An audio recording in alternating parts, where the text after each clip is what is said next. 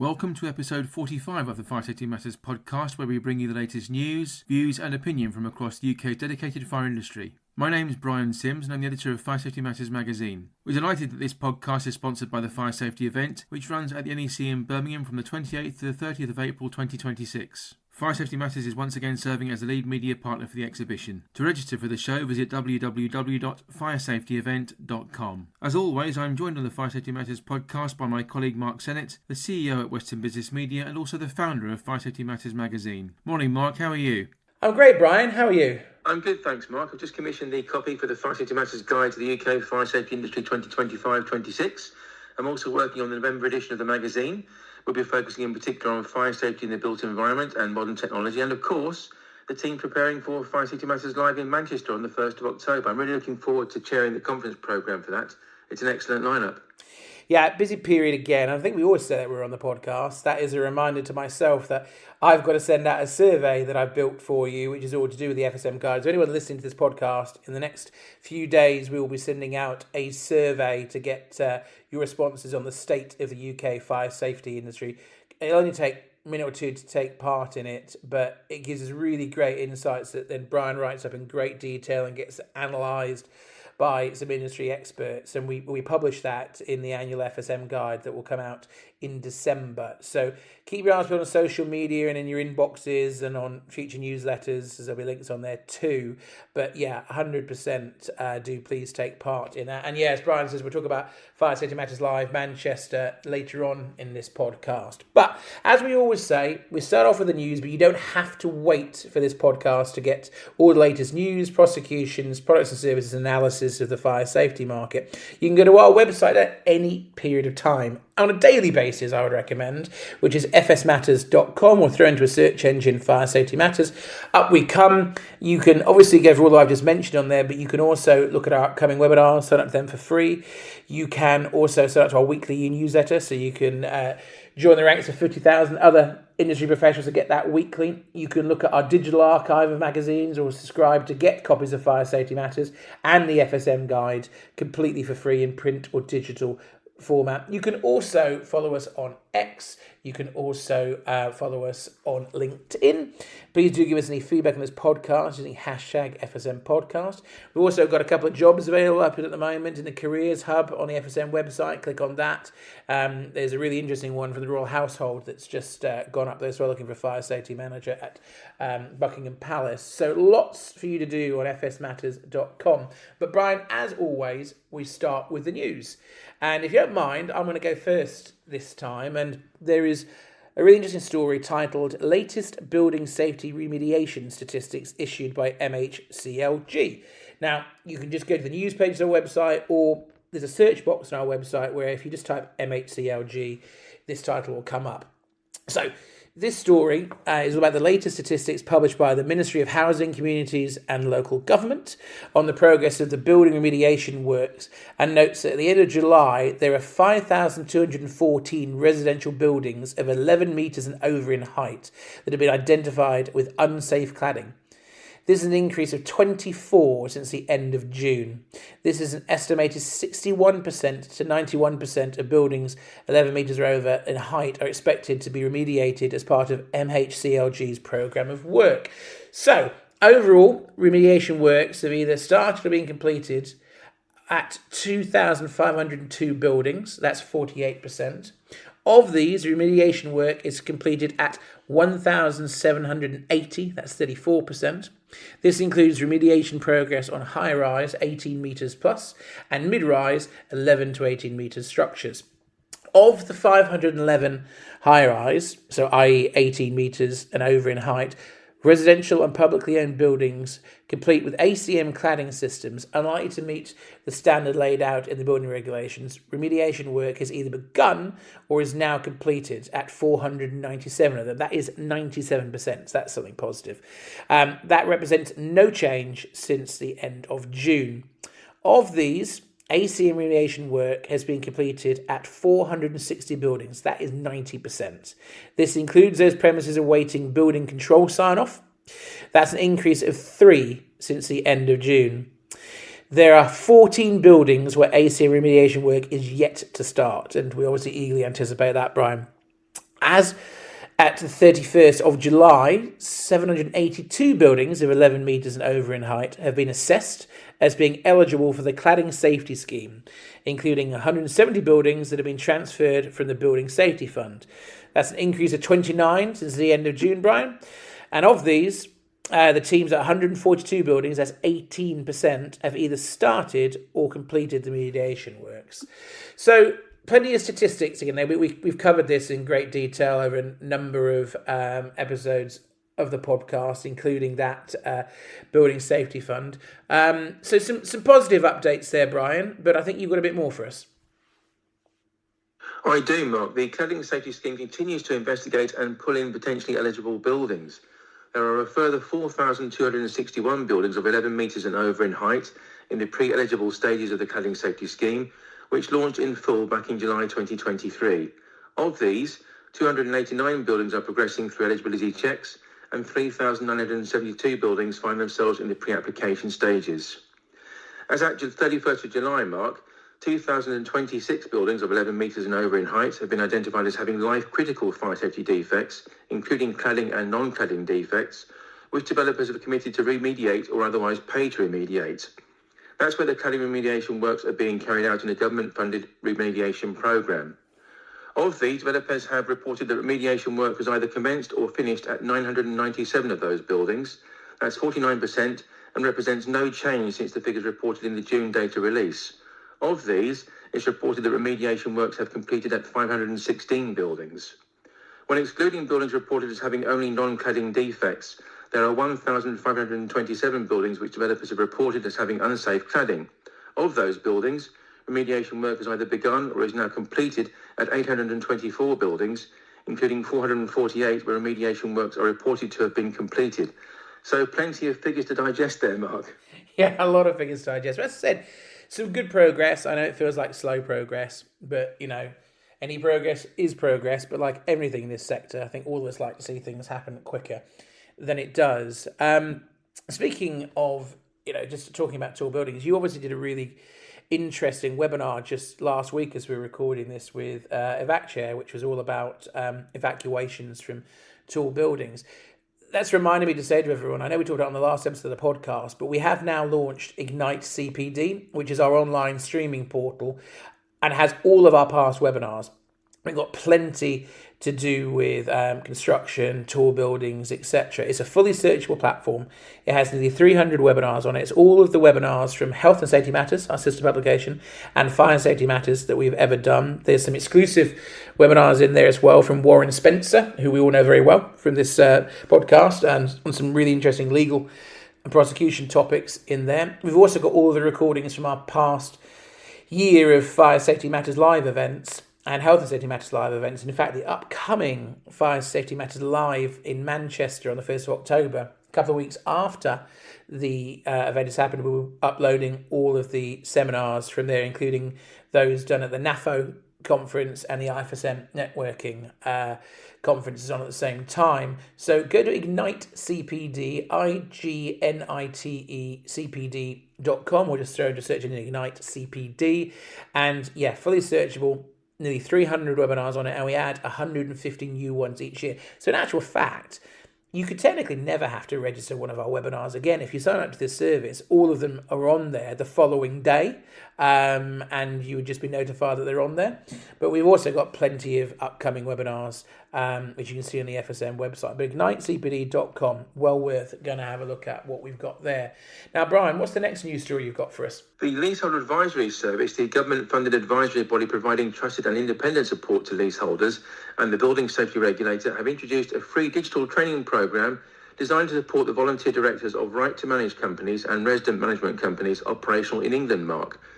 Orchestrated to demystify the Building Safety Act 2022, the new Building Safety e-learning initiative will afford upwards of 3,500 right-to-manage companies,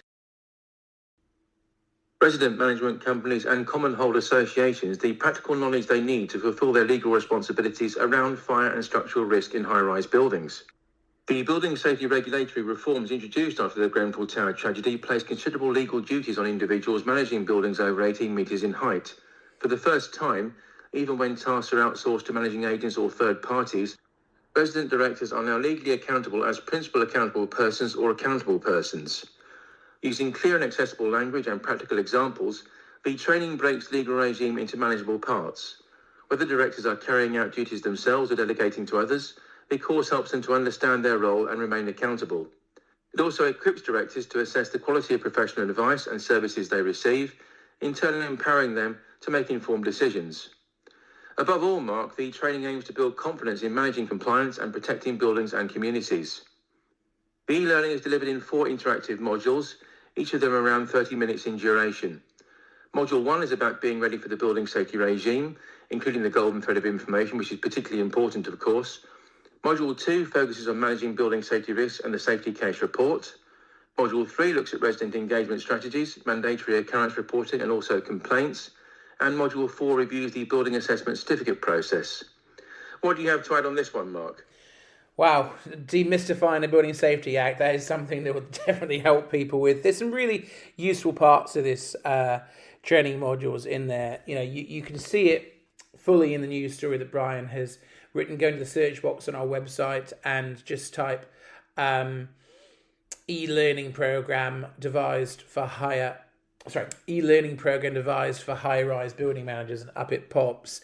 You know, ultimately, this is a really key thing that people are going to need to help with, making sure that they comply and making sure they understand the legislation. So it's a really useful tool, actually. And I do have a bit more actually to add on this. So while the courses target resident directors of rights management companies and resident management companies in buildings over 18 metres who are responsible under the Building Safety Act 2022, is also highly relevant for freeholders, managing agents, housing associations, local authorities, professional building safety managers and leaseholders who wish to better understand what they're being charged with in their building. That's absolutely key, Brian. You know, this is relevant to a lot of people, and I wanted to highlight what that was there. So we've also got some comments here from Ella Norman, who's a senior legal advisor at the Leasehold Advisory Service. She commented, "The new building safety e-learning program fills a critical knowledge gap in the building safety guidance. Many leaseholders that have volunteered unpaid to help manage their high-rise residential buildings often have limited formal training, yet now carry significant more legal responsibility than before.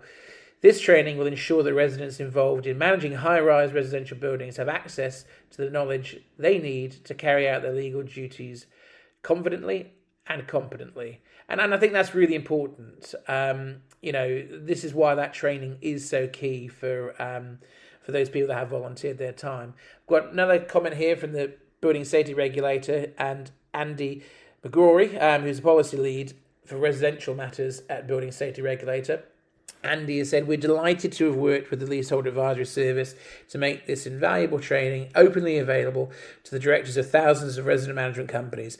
Their role is critical in upholding the highest standards of building safety for high-rise residents across England. The programme provides resident management companies with the information they need to understand their responsibilities, work towards implementing robust building safety measures, be intelligent customers where they secure assistance from third-party providers and ensure the residents feel safe and are safe in their own homes." So, yeah, really useful training, and I would urge you all to take a look at it. So, Brian, as always, this is the point where we introduce our first guest. So we've got 2 guests in this episode of the FSM podcast. Who is our first guest, Brian? Our first guest on episode 45 of the Fire Safety Matters podcast is Darren Ellis, Qualifications Manager at FireQual, the specialist awarding organisation for the fire sector. Darren is a well-known expert within the regulatory and qualification sectors, having amassed over 15 years' worth of teaching and training experience at both the national and international levels. At one point, Darren worked for the Institution of Fire Engineers in the role of Qualifications, Compliance and Assessment Manager. During our interview, Darren concentrates on FireQual as an organisation and also looks at British Standard 8674 focused on fire risk assessors.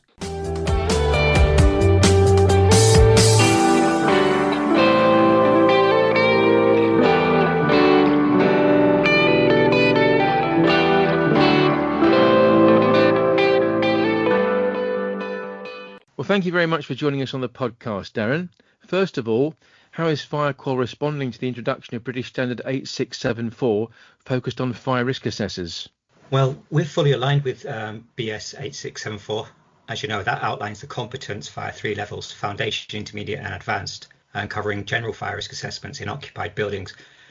And us at FireQual, we're currently developing regulated qualifications mapped exactly to those tiered structures, ensuring that our candidates can meet the new standard. In what way does FireQual reflect Dame Judith Hackett's emphasis on competence and accreditation? Well, if you remember, Dame Judith Hackett, I think she's been instrumental in this sector in that she's placed competence at the heart of fire safety reform, and she's been advocating for mandatory accreditation for a while now. And step by step, we've eventually got there with phase 2 of the Grenfell report, mandating regulated qualifications for people, especially in the fire risk assessment arena. So by creating regulated Ofqual and SQAA approved qualifications that are mapped to recognised third-party schemes like BAFE's SP205 and of course the British Standard 8674, FireQual is delivering on that principle that Judith Hackett advocated for, ensuring that fire risk assessors in the UK are certified to a verifiable standard by a trusted regulatory authority. And I think that's important because we didn't have it in the sector before. People didn't really have anything to say what a competent fire risk assessor was. I'm sure we had many fire risk assessors who were experienced and people would herald as being very competent, but we didn't have competency standards. And I think that's the way forward for the sector, as was heralded by BS 86701 in 2024 in the building safety sector. Could you explain in detail how FireQual maintains its status as a regulated awarding organisation while engaging directly with the sector? Well, we are Ofqual and SQAA recognised as awarding bodies, and we adhere to rigorous governance and quality assurance from both regulators. As a UK regulator, we have to meet the general conditions of recognition, which are published by Ofqual and any other qualification related criteria. And for SQAA, again, we have to meet any qualification related criteria and we have to meet their 12 principles of regulation. So that third party oversight of our work ensures that we're always compliant and organisationally we're efficient and effective. And the regulators keep us in step and on the right lines by regulating us. It also provides a bit of assurance for customers in that they know that they're getting qualifications from an awarding body that has been signed off as efficient and effective by two nations regulators. And you can't get better than that, really, as a sort of kite mark for quality. We also run sector-led consultations. I've set up over the last couple of years steering groups, qualification steering groups and collaborative workshops. And the membership I've drawn to join us in those workshops and on the steering groups are the great and the good. So we've got renowned experts on there, and then we've got men in their vans predominantly who are going out doing fire risk assessments or installing fire doors or inspecting fire doors, or operators, fire wardens, and they've come in to give us their view on qualifications and what's missing in the sector. So working with people like that and the fire and rescue services at the Fire Service College, consultants, training providers and scheme operators like BAFE, we ensure that our qualifications are relevant, credible and agile. And FireQual, being specialist as it is and quite niched, we can be more flexible and agile than probably other providers in the market, and we can bring qualifications and recognised training programs to the fire safety sector market quicker than other providers, in my opinion. Precisely how is FireQual ensuring a smooth transition from existing schemes towards BS 8674 aligned pathways? Well, that's interesting because you can imagine that as the new British standard is published, people are gearing up so that they can ensure that they can evidence compliance with the requirements of B 8674 and its competency requirements. And one way that they're doing that is to ensure that they've got a regulated qualification. So what we're doing is we're working with our approved training centres and other stakeholders as well to ensure that experienced assessors can transition seamlessly. We're cooperating with certification schemes, providers, to lay a credential framework so that no one's left behind. I've recently worked with two of our approved training centres, and they'll know who they are, to develop experienced worker pathways and the use of APEL and RPL to ensure that those who've been in the industry a long time and are very experienced can gain a regulated qualification in the quickest way possible while still remaining compliant with Ofqual and SQAA regulations. So we're helping people who are already experienced to gain a regulated qualification, which is essentially recognition for their expertise. And we're also helping people to join the industry as well, who may want to take a career change and go into fire risk assessment. And I think this is only the first step in the fire safety sector. I do think probably in the future there will be competency requirements for, let's say, fire door installers, fire door inspectors, and that can only be good for the sector, I think. What role does sector support and expert engagement play in the development of the FireQual's fire risk assessor qualifications, Darren? I think it's essential. I think I could sit and develop a qualification in my office and it will look good and it will meet all the regulatory requirements, apart from consultation, of course. But when it goes out there, the best judge of how good FireQual qualifications are is the sector itself. And they're very truthful and very honest about the quality of provision and training out there. I've recently done a buyer beware article, which is available on our website, which sets out what people should be looking for in developed training and developed qualifications, because there's a lot of training out there that they haven't consulted with the sector. And if they had, the sector would have told them that the content of the qualification or the structure of the qualification isn't quite right. So we've convened expert panels, including fire risk consultants. We've worked with UCAS scheme operators, as I mentioned before, and fire and rescue services advisors to co-develop qualifications. I've worked with the Fire Service College to develop a tranche of 3 qualifications, which they are now offering as recognised training programmes. And we've worked with renowned experts in the fire risk assessment sector to develop our foundation, intermediate and advanced fire risk assessment qualifications so that they reflect real world competency requirements. And so they carry sector gravitas, which without, nobody will buy your qualifications. And finally, Darren, when will these new qualifications be made available and how can training providers and learners access them? Well, we've got an excellent marketing consultancy called Seventh Wave. They're helping us to promote and market the rollout of especially these fire risk assessment qualifications. We plan to a phased rollout from summer 2025 with the foundation and the advanced initially, and then the intermediate level 7 SCQF qualification thereafter. Initially a suite of regulated qualifications will also include fire door installation, that's timber framed fire door installation, and fire door inspection, and we've got fire wardens as well coming into the arena. And we're currently onboarding training provider partners and publishing our specifications so that everything will be available for the next quarter up until Christmas. We've got new qualifications as well coming on stream.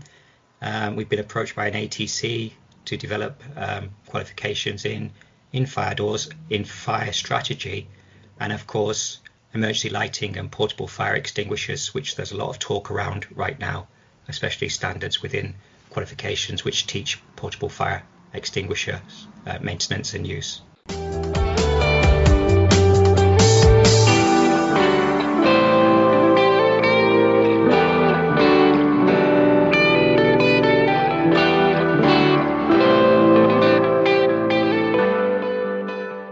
Returning to the news now, and Warrington Fire, the provider of fire testing, inspection and certification services and also part of the Element Material Technology Group, is now entering the next phase of growth at its Birchwood Park laboratory by investing £4 million to add 2 new furnaces and increase testing capacity.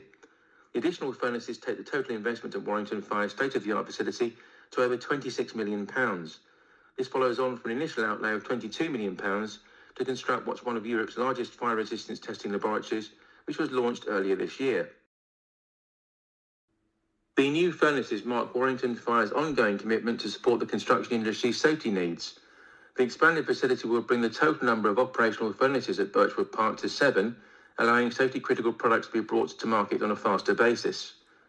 Meanwhile, the extra capacity supports manufacturers transitioning from the BS 476 suite of standards to the EN 13501 standards. In order to support the expanded operations, circa 25 new staff members are being recruited before the end of 2025 and will join Warrington Fire's existing 200-strong team of fire safety experts. Additions to the team will include technical officers, technical assistants, computer-aided design specialists, and also business support staff. Each new hire will undergo 12 months of training, duly highlighting the business's long-term investment in technical expertise. It's also worth noting that Warrington Fire has issued a critical reminder to industry professionals responsible for emergency exit and external panic units to check that they've achieved the correct level of third-party certification. Warrington Fire warns that many of these door sets, which are safety-critical construction products, may not have the right level of third-party certification, meaning that they're now non-compliant and as such illegal. This warning follows recent scrutiny from industry bodies such as the Door and Hardware Federation and the Guild of Architectural Ironmongers, who've been informed of the situation by the Office for Product Safety and Standards. What's your take on the news about the furnaces, Mark? Yeah, I mean, it's great to see, even more investment going in there. So it's now over £26 million since it was opened earlier this year. And it is now one of Europe's largest fire resistance testing laboratories. As you talk about there, Brian, this is all linked to compliance, so making sure that products are compliant.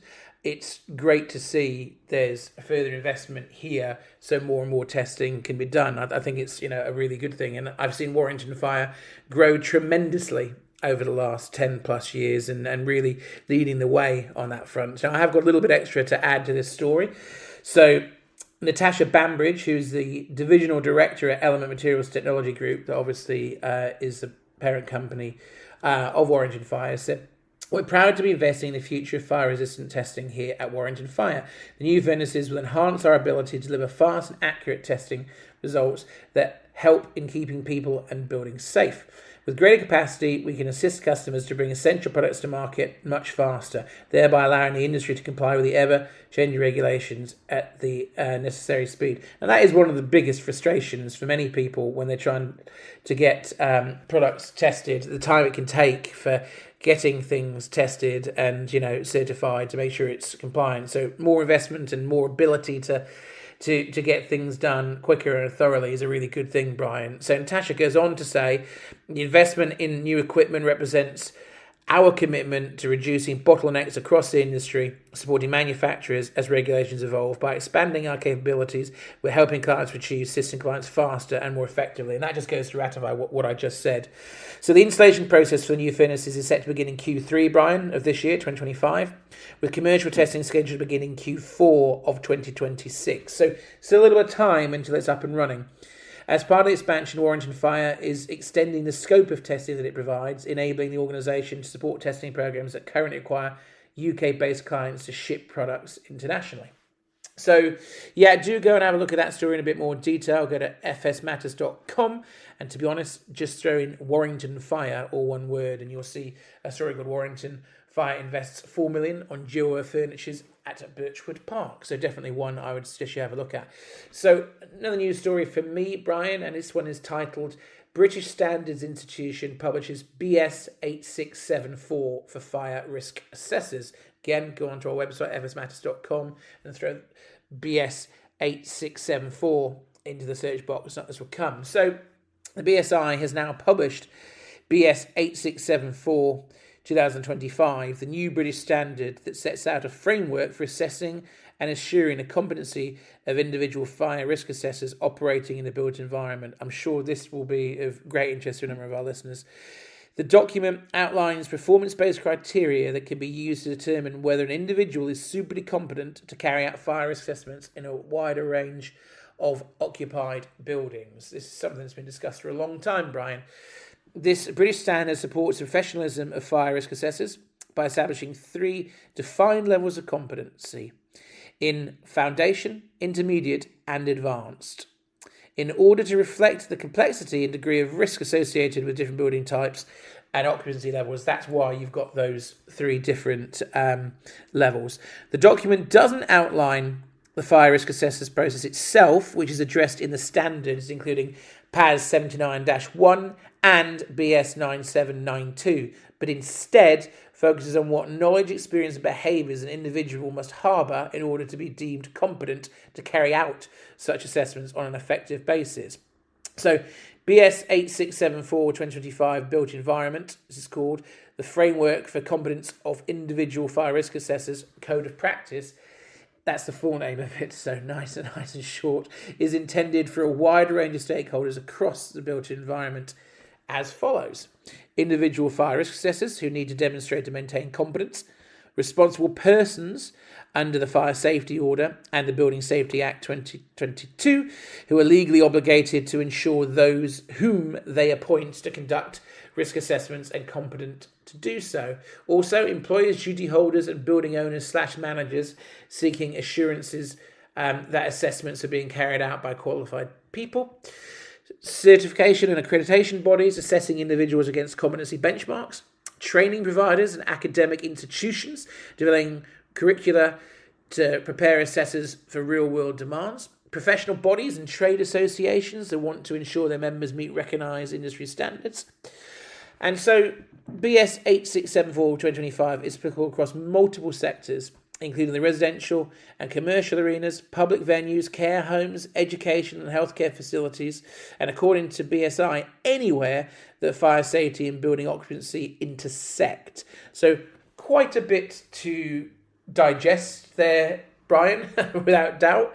But this is I think been quite anticipated to come out. Now, if you read your very in-depth story on this, Brian, you will see that we have a direct link to this on the BSI's website. Now, you can go to the BSI's website, but you can just read this news story, and we have a link direct there, so you can actually read everything that's published in the News Standard. So, Brian, what have you got to add to this? Well, importantly, Mark, BS 8674/2025 supports legal compliance with the Building Safety Act 2022, which of course requires individuals appointed to carry out fire risk assessments to be competent in that task. The document provides measurable and verifiable benchmarks for competence, helping to reduce risk and ensure quality and consistency in fire risk assessments.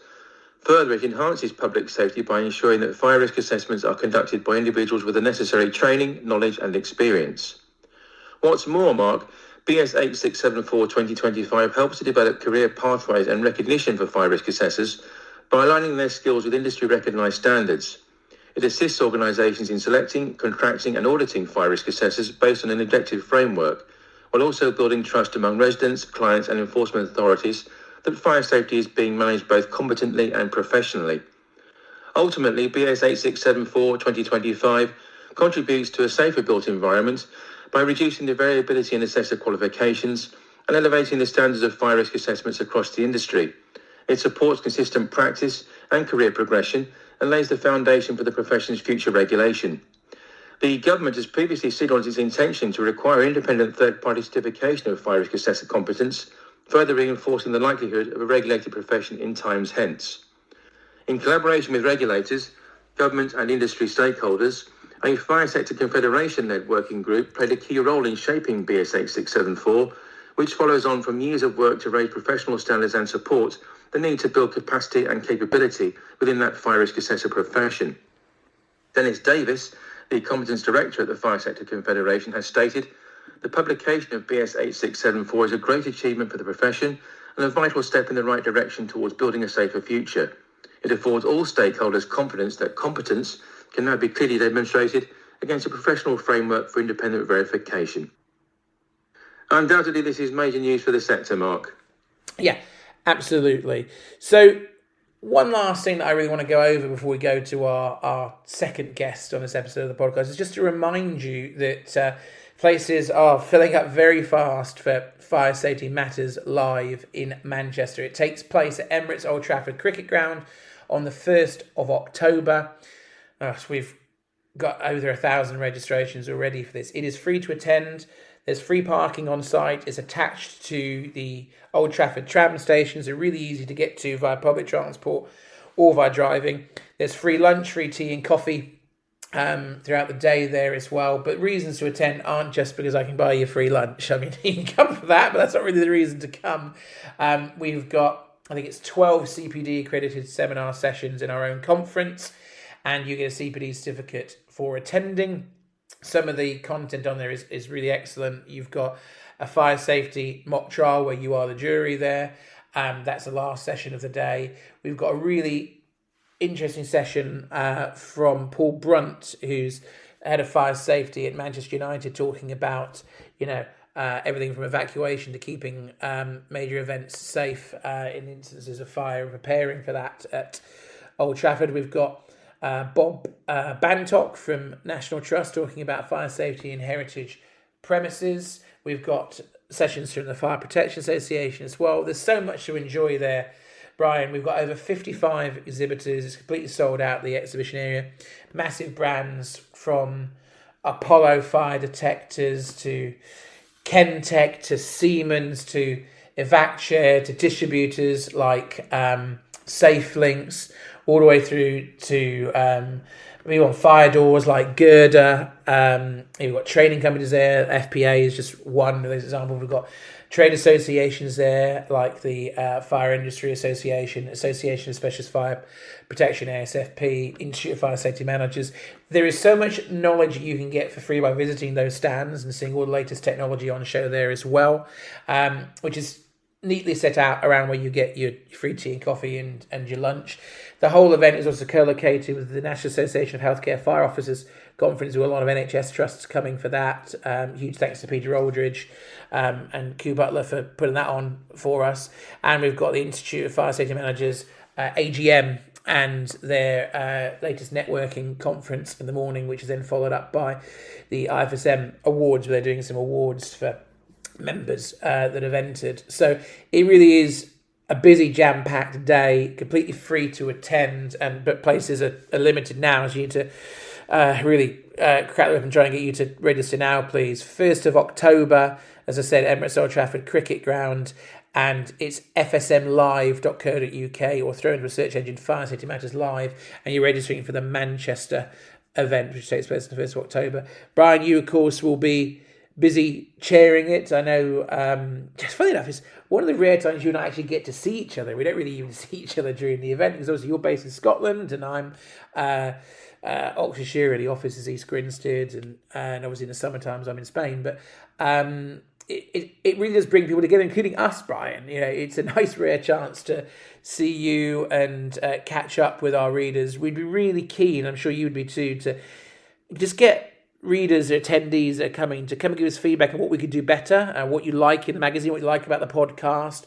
We actually had a lot of feedback about this podcast at the recent FSM Live and the FSM Awards. That's really useful feedback. So yeah, I'm looking forward to seeing you and catching up, and that's a really nice segue to say it's a great way to catch up with over 700 of your peers there. It's a brilliant day of networking. So yeah, looking forward to seeing you, Brian. I'd imagine you're looking forward to being out and about too. I am indeed, Mark. Last year's Manchester Conference was the first one, of course, and was brilliant. It was packed out and the programme was excellent. Again, you've done a tremendous programme this time around too. So I'm very much looking forward to chairing that. I think if you're a B2B journalist, being in front of your audience is the best thing you can do, and get feedback on what you're doing, best practice, competence, continuing professional development, etc., etc. So yes, I love the day. I love chairing the event, and very much looking forward to the exhibition as well. Yeah, me too. So as I said, 1st of October, go to fsmlive.co.uk and register for free before all the places are gone. So Brian, over to you to introduce our second and final guest of this episode of the podcast. Who have you got for us, Brian? Our second guest on this edition of the podcast is Stephen Marsh, Head of Sales at Cygnus, the developer of wireless fire detection and alarm systems. Stephen joined the company from ADI Global Distribution, where he served in the role of Key Account Manager. During his time in the fire and security business sectors, Stephen has also worked for ADT Fire and Security and Dalmire. On this occasion, Stephen turns his attentions towards the education sector and examines why school holidays are a good time for trusts and academies to evaluate their fire detection and alarm systems.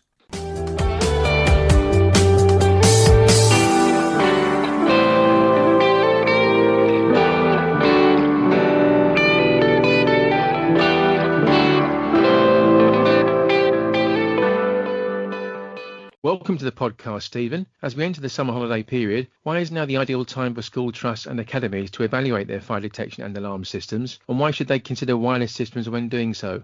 Hi Brian, thanks for talking with me today. Great first question. Schools in general, obviously, they have a busy period. They have a lot of people in their buildings during that school term. This holiday period, and particularly the summer holiday, gives a large time for updates and improvements to be made to the school building in general. That's why it's ideal from their point of view. In terms of fire detection things, it gives them the space and time. Obviously, fire detection goes all throughout that building, so we have to get into every nook and cranny of the building to assist in making sure that the fire system is suitable and fit for purpose in the building. Doing that with kids of various ages is often a challenging thing to do, so you have to do it out of hours.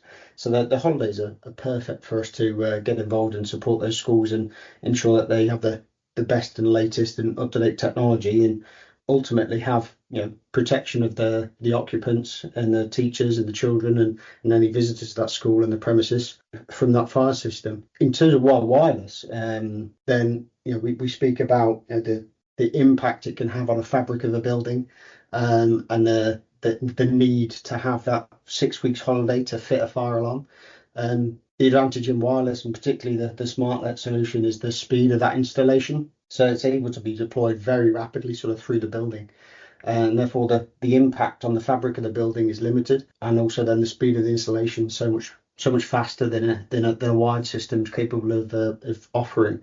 You've highlighted the importance of minimal disruption to the learning environment. How does the SmartNet solution deliver a smooth installation and maintenance process during the break, over the holidays, or when schools are operational? Yeah, so the speed of that installation is the advantage of it. So the way that the system is built up is it has a panel.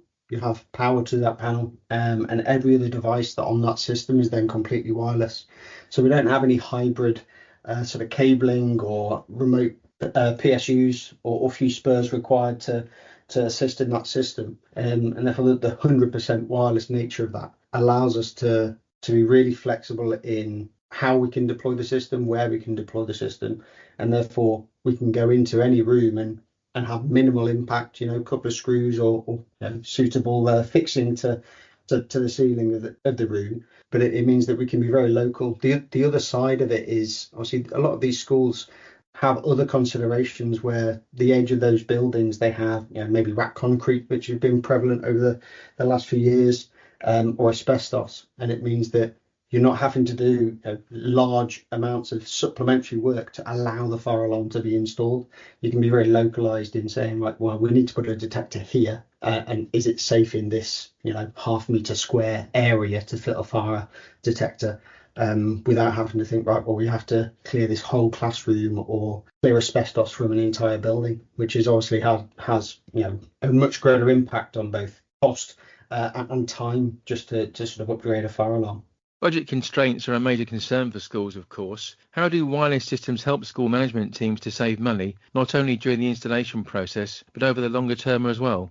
Yeah, I think budget constraints are a factor in everything that we do these days, aren't they? There's a lot of budgets that are tight, both in that school system and further afield. What SmartNet does is, by saving on the two biggest elements of cost in an installation, and namely the cable and not needing any, and then also the labour required to fit it. They're the two biggest areas of cost of an installation, and certainly the big sort of variable costs. By having greater control over them, then we can save money for that initial installation. I mean, over a longer term, the system is addressable in the same way that a lot of the wired systems are these days, but it allows you to pinpoint any faults and any maintenance and things like that. So you can be first time fix, you can be very quickly pinpoint the source of an issue and make corrective action in a very quick time frame, as opposed to some of the sort of guesswork that comes with sort of aging wired systems, with trying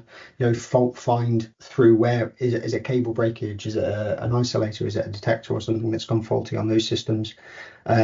It can be very prescriptive on ours to say, well, it's specifically that unit that is faulty, and then the speed of that corrective action and the maintenance of it is then as quick as that initial install as well. Can you explain how the self-forming and self-healing mesh network operates, and what advantages it brings to schools with either complex or expanding layouts? Yeah, this is the unique nature of the SmartNet system and how we do things differently. And there's a really sort of clever algorithm, which is the smarts of our system. And the way that we build that system up is we have that panel, as I mentioned, and out from there, all the devices, you don't have to program the device to say, right, you need to talk to device A and you speak to device B, and you sort of plot it out that way.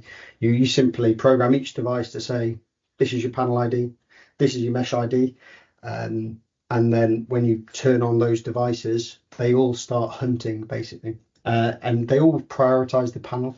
So if they can see the panel, fantastic. You've got a direct path to the panel. If they can't then see the panel, they create a bank of devices and say, these are the devices I can see. This is the strongest signal I've got from those devices, so I'm going to go this route back to the panel.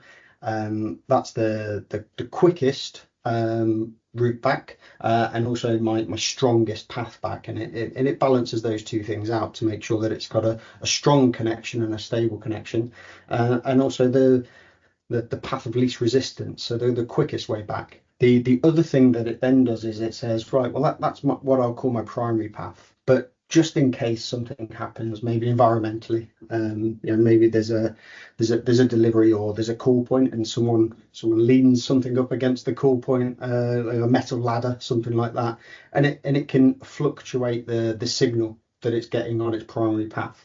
It says, I need to build some redundancy into my system here, and it'll have a secondary path. So it's got that primary path where it's as strong and stable and as fast as possible, and then it says, if that goes down for whatever reason, I want to go this way, and it preloads a secondary path. If one of those two fail, it then starts self-healing, so it'll always maintain those two paths. So it'll if it loses one of those paths for whatever reason, then a new secondary path will be formed. So that's the way that it forms initially, and that's the way it's constantly healing itself. So it's organic in that nature to make sure that it's got a stable system throughout that entire building.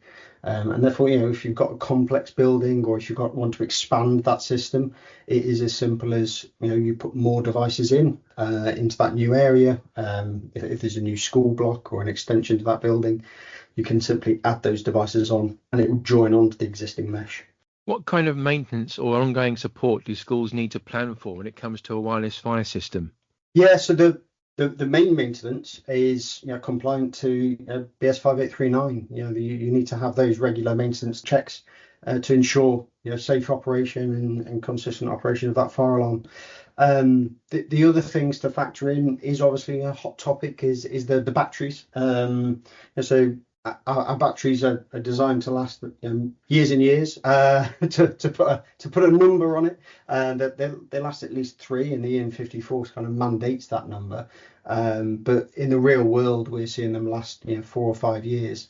I think preventative maintenance wise, it's good to plan that activity in with your installer and with your incumbent, and you can sort of spread that cost. It can be preventative.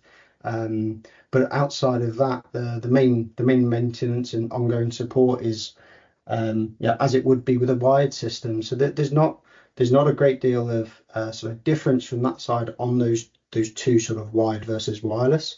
And the advantage is one that I sort of touched on earlier in terms of if you have any issues on that system, it's much easier to diagnose. We've got a whole host of back-end software to assist installers with.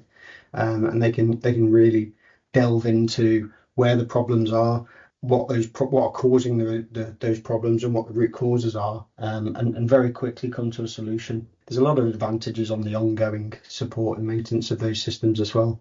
Finally, Stephen, can you share any feedback or success stories from schools that have already implemented the SmartNet system? Yeah, we've got them in a host of schools, as you might imagine. So hopefully discuss today. There's a number of advantages in using the SmartNet system within the school environment.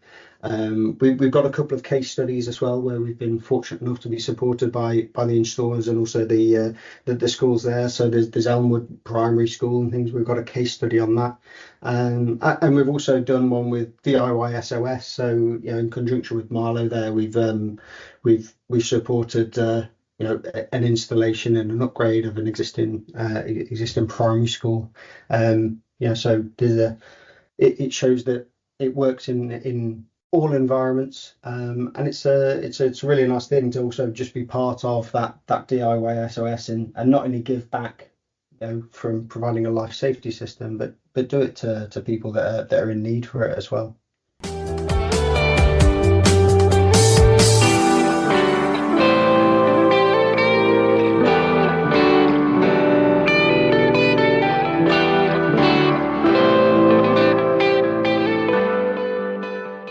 That brings us to the end of episode 45 of the Fire Safety Matters podcast. Many thanks indeed to our special guests on this edition, namely Darren Ellis from FireQual and Stephen Marsh of Cygnus. You can read more on the issues raised in this edition of the podcast and others by visiting the Fire Safety Matters website. The web address you need to access is www.fsmatters.com. We do hope you've enjoyed the content delivered in the podcast and found it informative. Please do contact us if there are any particular themes or issues you would like us to explore on upcoming editions. You can do so on X, formerly Twitter of course, by using the hashtag FSM Podcast. On that note, do make sure you follow us on X at FSMatters_MAG and also access our LinkedIn page at Fire Safety Matters magazine and website. Please do like and share the content of our regular podcasts and spread the word among your industry colleagues. You can listen to the Fire Safety Matters podcast for free on Apple Podcasts, Spotify, Google Podcasts, YouTube or Podbean. All you need to do is enter the term Fire Safety Matters into your chosen platform search box. We'll see you next time.